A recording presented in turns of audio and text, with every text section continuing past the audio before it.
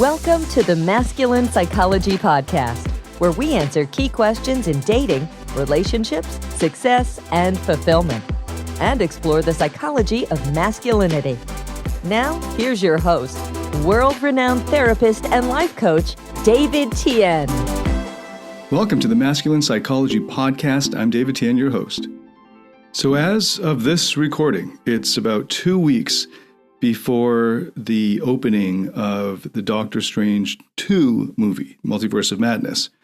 In my peer group, my social circle, I'd be considered a pretty big fan of Marvel movies, the MCU in general. But going online and doing a little quick background research on Doctor Strange, I have discovered what I've always suspected whenever I did a little bit of research online to go deeper into any of the characters, is that I am completely a casual fan, and maybe I'm just a dilettante because I haven't been able to keep up with the comic books. I don't know all of the intricate history or details of the characters. I really just know what's in the Marvel movies.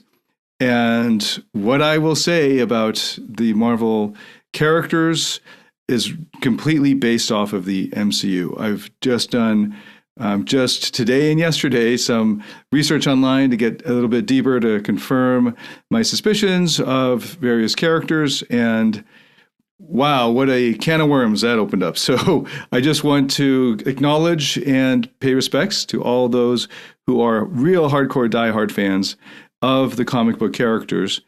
And I am really just a fan. I became a fan since following the MCU movies for, I guess, now 11, 12 years or however long they've been coming up. And of course, I've been a fan of just comic book movie characters in general, including the X-Men series and all of that, and Sony. And now it seems like we'll be all coming together in Marvel. So in advance of the Doctor Strange 2 movie being released, I've been requested to give my thoughts about the prior Doctor Strange movie, the first one that gives his origin story, and just in general, his story arc or character arc up to this point. And I hope that there will be enough psychology in the Doctor Strange 2 movie to remark about it. I'm not sure.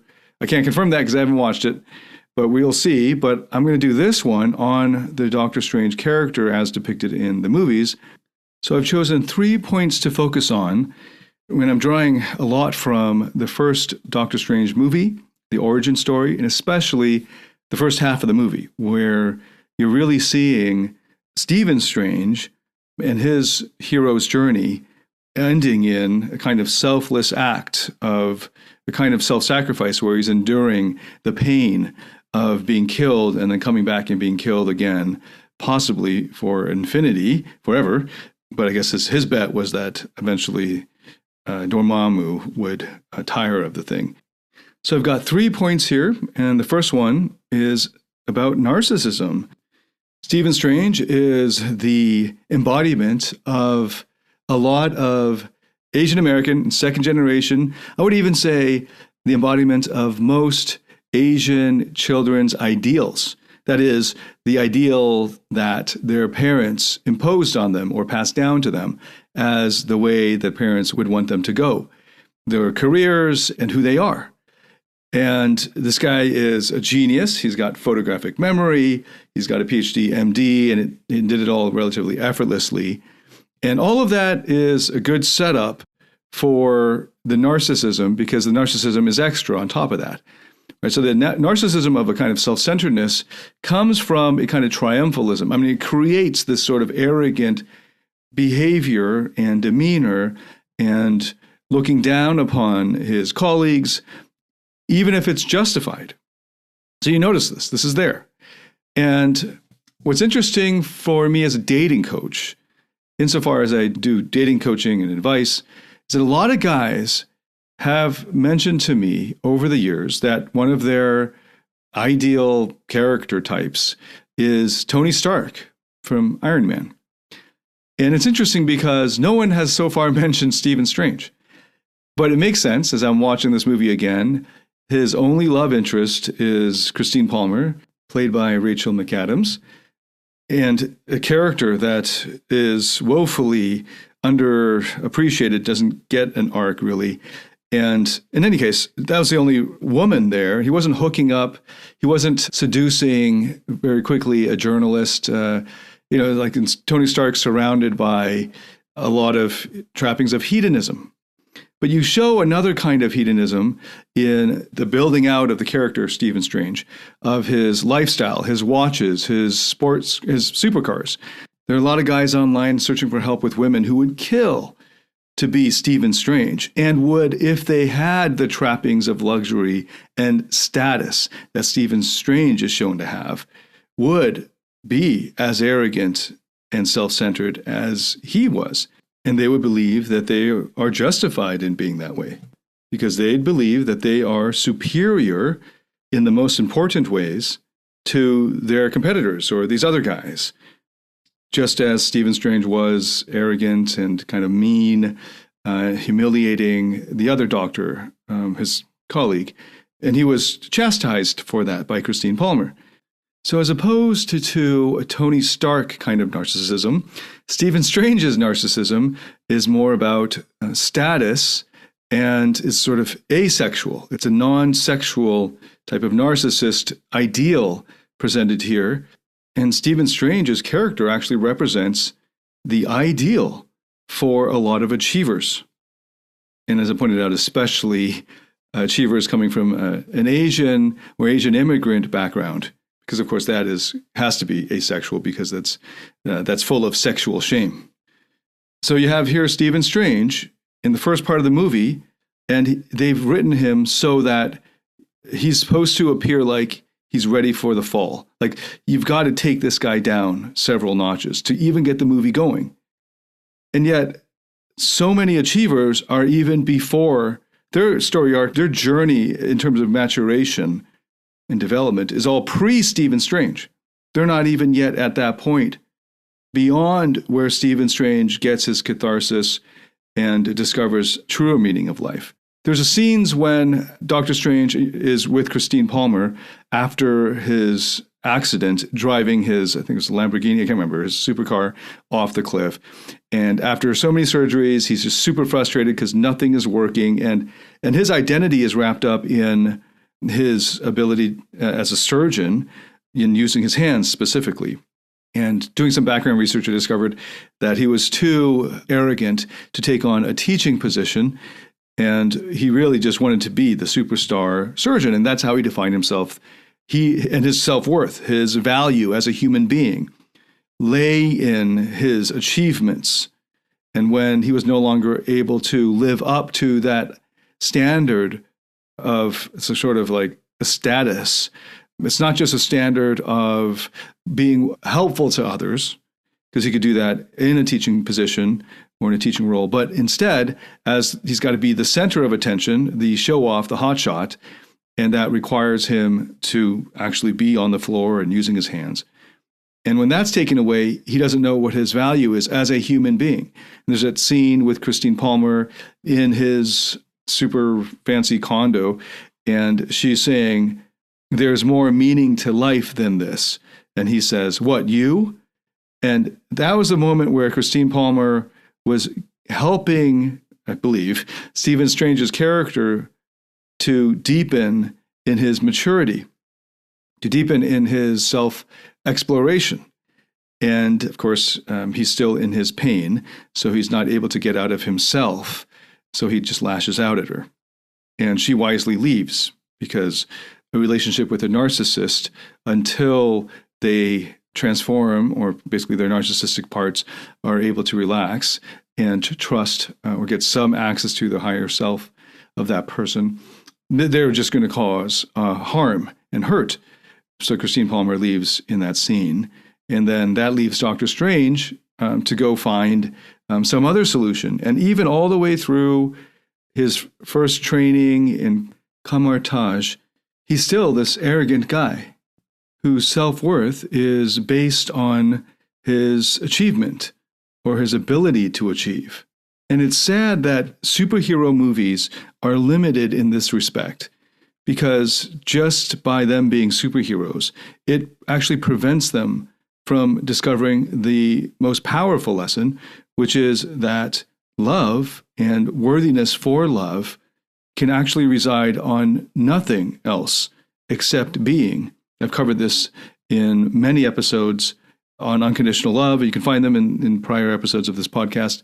I also go into depth on that very basis of self-worth in my course, Rock Solid Relationships. I not only teach about it through seminars, but more importantly, I provide guided meditative experiences that lead our students through it to discover it in their own way for themselves, in an emotional way at the level of their unconscious. So it's not just intellectual assent or cognitive understanding, but it's at the more important, deeper emotional and unconscious processing.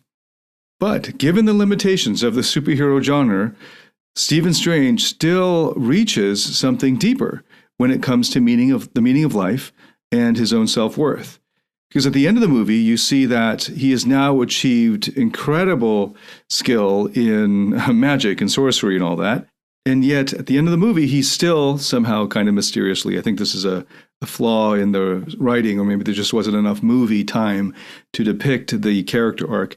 But he ends up suddenly becoming selfless and offering up himself to this godlike figure, godlike figure, Dormammu, and dies over and over and over again. And it's said explicitly in the script that he's going to feel the pain of each of these deaths, yet he still engages in it. Strange keeps coming back and says that he wants to bargain with Dormammu and tries to wear him down. But each time he's actually feeling this death. So there's a great cost to Stephen Strange in terms of pain. And this is definitely not a self-centered act. It's a selfless act, especially since almost nobody will know what he has done for them. So you see the story arc develop at the beginning and in the middle of the movie. So in the beginning, there's that dialogue in Stephen Strange's home where Christine Palmer walks out on him because Dr. Strange is saying, life without my work is meaningless. And she replies, well, life is still life. Life without work is still life. And says, this isn't the end. There are other things that can give your life meaning. And that's when he says, like what? Like you? And then jump ahead to the point where the Ancient One is dying on the hospital bed. And she and Strange astral project outwards. And then she says, looking out onto the world, death is what gives life meaning. To know your days are numbered, your time is short. And then at the end of the movie, you find that indeed, Dr. Strange finds the meaning of his life in his sacrifice, in his death over and over and over, and dying again and again and again in an infinite loop as a strategy to wear down this god. And so you see that in this kind of clunky way, you see how the story of the movie comes back around to the meaning of life. What could give life meaning? And that death, or confronting death, is an amazing way to bring to the fore what could actually give your life meaning. And it is actually unfortunate that this is in a superhero movie making this point, because it ends up that Stephen Strange is a superhero. So the implicit message is, while they're asking the right questions and they're breaking down the narcissism and the way that the narcissism, because of the narcissist has his self-worth pegged to his achievement, therefore prevents himself from finding real love and fulfillment in life. Unfortunately, because he's a superhero, now has a different kind of achievement and finds meaning in that, though it does redeem itself by having the superhero sacrifice his life over and over to save others in a kind of anonymous way. The second point I want to make is about the Christine Palmer character and pointing out that she's a perfect example of a white nurse type of figure. I use the term white nurse to contrast or to match the white knight. Wherever you find a narcissist, or more broadly speaking, an emotional vampire, you will find, if they're old enough, they will eventually have met and matched with a white knight or a white nurse. And Christine Palmer is a great example. So this sort of romance that's undergirding this movie makes a lot of sense. And I wonder where that will go in the future Doctor Strange movie. And I'll illustrate this with a bit of dialogue here right at the beginning, or near the beginning, where Stephen Strange says, whoa, wait a minute, you guys aren't. And then Christine Palmer says, what? And then Strange says, sleeping together, referring to the other doctor. He says, sorry, I thought this was implicit in my disgust. Christine then says, explicit actually. No, I have a very strict rule against dating colleagues. And she says, I call it the Strange policy. And then Stephen Strange says, oh, well, good. I'm glad something's named after me. I invented a laminectomy procedure, and yet somehow no one seems to want to call it the Strange technique. And she replies, we invented that technique. And then Strange says, regardless, I'm very flattered by your policy. And then he says, I'm talking tonight at a Neurological Society dinner. Come with me. Christine replies, another speaking engagement? So romantic. And Stephen Strange replies, you used to love coming to those things with me. We had fun together. She says, no, you had fun. They weren't about us. They were about you. And Stephen Strange says, not only about me. And Christine says, Stephen, everything is about you. And then he says, referring to that technique earlier, maybe we could hyphenate the Strange-Palmer technique. So this is the sort of banter that makes a lot of sense given the narcissism of Stephen Strange, and it would require a kind of nurturing but also codependent white nurse. And I point out that Christine Palmer is a mature version of this because when she's going to stick around because it's part of her, whatever her makeup is, we don't get a whole lot of backstory for Stephen Strange explaining his childhood and all of that, as far as I know, and I haven't dug far enough, but you don't get that in the MCU.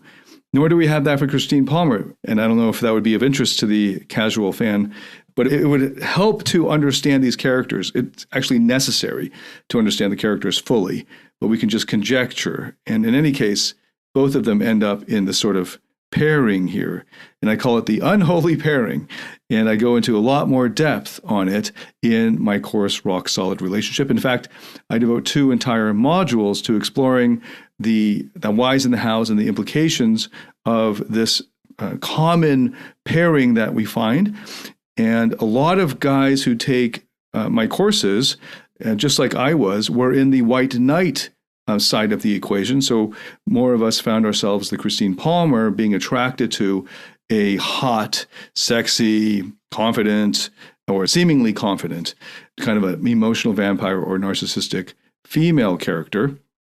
And that's part of the allure of the pickup artist. Most guys become pickup artists and really spend a lot of time on it, devote a lot of time and effort into it, aren't doing it to pick up the nice girl next door. They're doing it because they want to rise in the ranks, so to speak, of the social status world of dating. And those are the women who are dressed to the nines and showing off their sexuality in venues like bars and clubs. And that has these nice guys drooling at being with some arm candy like that. And a lot of it is not just sexual desire. Most of it is actually covering up their own core insecurities. And getting that arm candy is a big part of their social status.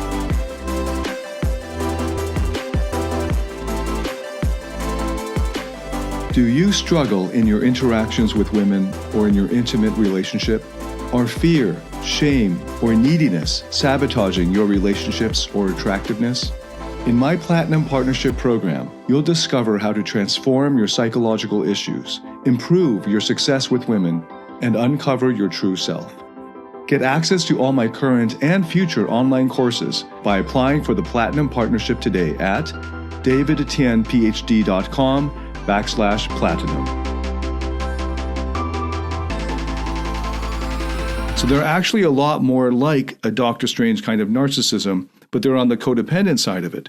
They're compensating, right? But in order to become that Stephen Strange character, they have to take on those mannerisms. So they start out as a kind of Christine Palmer character, but much worse, because the way that she's depicted in this movie, the few scenes that we have, show her to be mature enough to know when to pull away and when to protect her, or, have her own boundaries, even though she's always there and available, and kind of he goes to her to rescue him repeatedly, in fact, in the movie.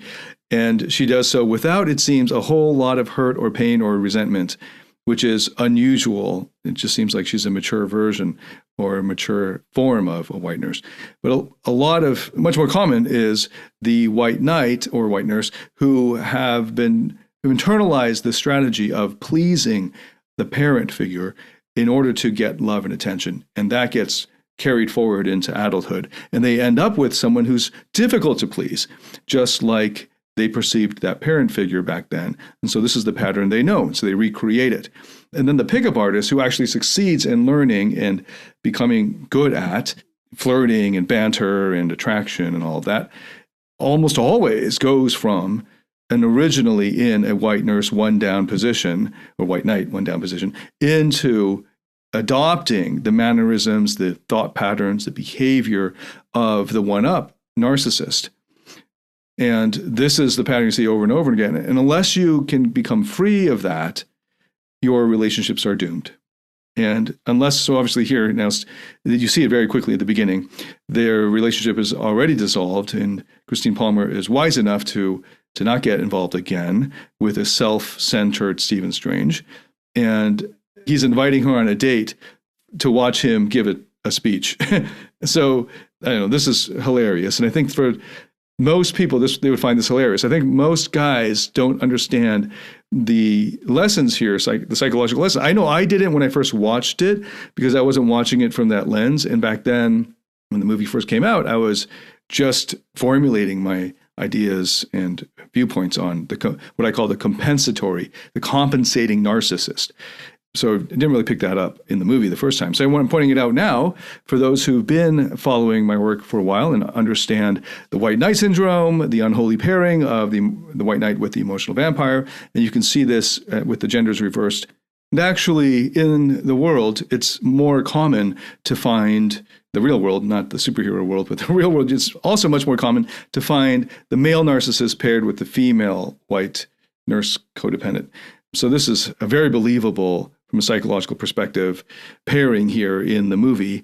And you notice that Christine Palmer's character is pretty much, she doesn't go on a character arc in this movie. It's pretty much just like a rock steady role there in Stephen Strange's life, who's the main character. So it would be really great to get Christine Palmer's backstory, and I think she's reappearing in the new movie. I'm not sure. It would be interesting to see how that plays out. But just pointing that out as well. And if you don't know about the unholy pairing, you really got to stop everything and learn it. You can start from my White Knight Syndrome nice guy videos. And then if you want to go deeper, I've got the course Rock Solid Relationships, because it's essential for those, especially for achievers, it's essential to understand this dynamic, because you're going to be on either one side or the other. And you've got to know how to balance it, harmonize it, and create a love relationship, which requires confronting the toxic shame that is undergirding the narcissism and driving the white knight behavior. Okay, and then the third point I want to make is, this is a really big one, so it's a little daunting, but I'm just going to mention it, and we'll see how far we can get with it.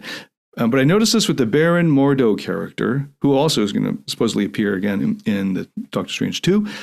Baron Mordo, in contrast to the Ancient One, and how Baron Mordo, towards the end of the movie, you start to see how, even though he's a good guy, so to speak, his way of seeing morality, of good and evil, of making that distinction between moral good, moral evil, leads him into what we see at the end of the movie as a villainous character or a villainous role. So it's interesting how that happens, how you can actually be the villain, but think that you're doing good. And this happens all the time. In fact, most people who do evil they do things that result in harm or hurt of others, actually see themselves, for the most part, in doing good or excusable, so that whatever they're doing is excusable and explainable and justified by some other intention that they have. And it's interesting to point out here about Baron Mordo versus the Ancient One, who made compromises and has a flexible view of good and evil. And in Dungeons and Dragons speak, I used to be a player of Dungeons and Dragons for several years as a, 5th, 6th grader, 4, 5, 6 grade middle schooler. And in the ethics field, for every character, there was a kind of rubric. There were 9 options, and it was good, neutral, and evil. And then it was lawful, neutral, chaotic. So in the middle of this tic-tac-toe kind of board, you've got neutral, neutral. And then in the one corner, you've got lawful, good. But lawful good's opposite is not lawful evil. Lawful good's opposite is chaotic evil. So you got lawful good, neutral good, chaotic good. Then you got the same thing with the neutrals. And then you have on evil, you got lawful evil, neutral evil, chaotic evil. And so lawful evil is a lot like Thanos. He's got rules. He's got a kind of principles that he follows. Chaotic evil is just backstabbing, is going to break all the rules, doesn't give a fuck kind of thing. And in many ways, the chaotic evil is the most dangerous one because they're the most unpredictable. And that's a kind of Joker kind of type of character. And Loki is an interesting chaotic character where he moves from chaotic neutral to chaotic evil to chaotic good in his story arc. And it's interesting. It'll be interesting to see where they take that character, which actually is the TV series are a lot deeper psychologically. And maybe at some point, I've missed the boat on that one because those have all passed. But Loki and the Scarlet Witch one, WandaVision, both had quite a bit of psychological themes in there, especially Loki's. But anyway, notice that Baron Mordo and the Ancient One can be tracked on this rubric of chaotic and lawful on opposite ends. So that Ancient One is willing to make these compromises because it's about the consequences so the ends justify the means kind of thing. And then for Baron Mordo, his obsession about the natural law, that this law can't be broken regardless of who gets harmed as a result. Right? And so Doctor Strange here is more on the Ancient One's side of things, much more on the chaotic end of the moral spectrum there, because he's willing to and able to, and as he's shown in the Spider-Man movie, where he helps Spider-Man change the timeline, he's also willing to and is flexible around what is good and evil and what the laws are and rules and regulations. Baron Mordo is very much more of a conservative on that end. There's a great book called The Righteous Mind by Jonathan Haidt, where he points out how liberals and conservatives actually react to and see and experience moral judgment very differently. For liberals, 2 of these 6 foundations, moral foundations, are by far the most important. In fact, the other 4 foundations or pillars don't really matter, or they're not a moral issue. It's more of a taste or subjective preference issue. And the 2 that matter the most to the liberals are harm and fairness. As long as you're not doing any harm to anyone and you're being fair, then you're good to go. You cleared of your conscience, right? So that's harm and fairness. Those are 2 foundations. And then conservatives have, in addition to harm and fairness, they also have 4 other foundations of loyalty, authority, sanctity, and liberty. And there's a lot that can be said about this. I have been educated in a liberal context in school, but then a conservative context at church. So I was very churched, was even a missionary going on missions trips in the summers, and was actually pretty hardcore with the Campus Crusade for Christ. I was president of a couple different campuses, Campus Crusade for Christ in Canada. In any case, doing evangelism and all that. And from that side, I can totally see how there's much more of an emphasis and a kind of visceral feeling. You can actually see that moral judgments and moral quandaries are processed differently in the brain through brain scans between conservatives and liberals. That there's really fascinating example in Haidt's research, drawing on the research of other neuroscientists and philosophers and psychologists, a kind of disgust reaction to incest that in conservatives that is lacking in liberals, in that the disgust mechanism, when it's activated, is part of this moral foundation that conservatives see of purity or sanctity, as that as actually a moral issue, not just a taste issue. So I recommend Haidt's book, The Righteous Mind, as an introduction to this area.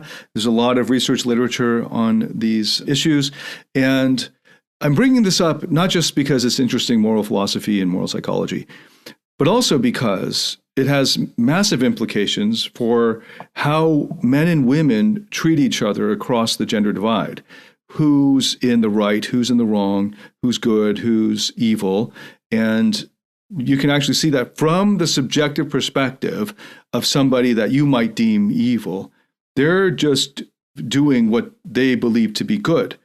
And then they end up in this villain position. How do you know that you're not the Baron Mordo here and that you're actually the Stephen Strange? And This is a great example of what happens in relationships or dating conflicts. There are a lot of guys who weren't saints, but got the shorter end of the stick in the relationship. They got cheated on, they got deceived, they were lied to, and the world or their social circle or society, their community, whatever they cared about as their terms of their peer group, believed the woman. And then they demonize the woman. They get really bitter and resentful towards her.